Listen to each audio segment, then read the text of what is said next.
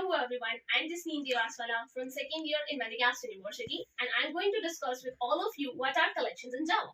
Collections are nothing but the frameworks which consist of commonly used interfaces, its implementation classes, and the predefined underlying data structures. Why do we require collections? Because they provide us with the rich variety of data structures which can be used in accordance with the need of the developers. The complete hierarchy of collections in Java is as follows: iterable, then collections, then list, queue, and set. The lists are having the further implementation classes such that ArrayList, then LinkedList, then the vector, and the vector is extended by the stack. Let us discuss them one by one. First is the ArrayList. So in the list, basically all the elements are arranged in a particular order such that it allows the duplicate elements within it, and we are having the positional index axis. So what ArrayList is, it is in a resizable or a growable in the nature. Where do you have the application of ArrayList? So in our day-to-day life, you are seeing the shopping applications where we are adding the products to our cart. So this is the way we can implement ArrayList.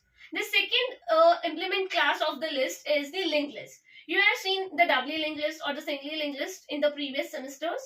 The linked list provides us efficient and very easy insertion deletion from the front and the back. So where do we have its application? In the real life, the ticketing system, where the train's journey is marked by different stations and you want to add the new station dynamically. For that, linked lists are very useful.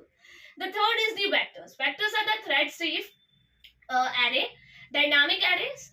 What do you mean by thread safe? It means that the multiple threads are working together such that one is not interrupting the other. For example, let's take your booking applications, where if the two persons are trying to book one seat, the seat will be shown reserved to the first who had a priority. All right.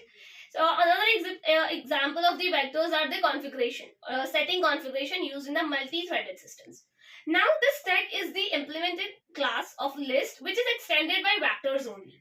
Remember that a class extends another class while an interface extends another interface, but an interface is implemented by some class.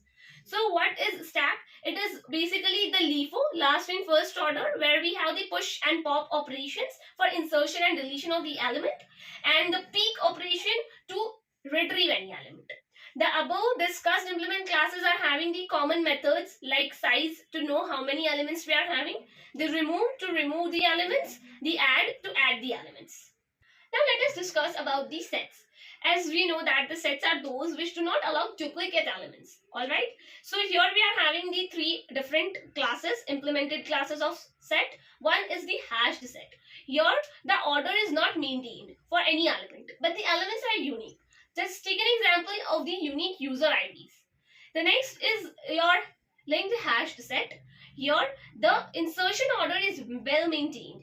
The best example that suits here is the recently viewed pages of your web browser.